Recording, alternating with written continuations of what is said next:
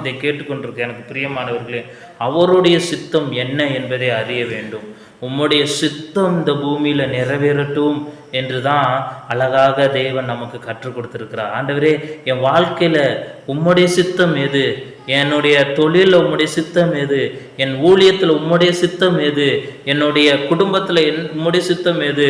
என்னுடைய எதிர்காலத்தில் உம்முடைய சித்தம் எது என்று கேட்டு நீங்களும் நானும் செய்யும் பொழுது அது தேவனுடைய கையினால் வாய்க்கும், அது இயேசு கிறிஸ்துவினால் வாய்க்கும். அவர் நிமித்தம் நமக்கு நன்மை உண்டாகும்.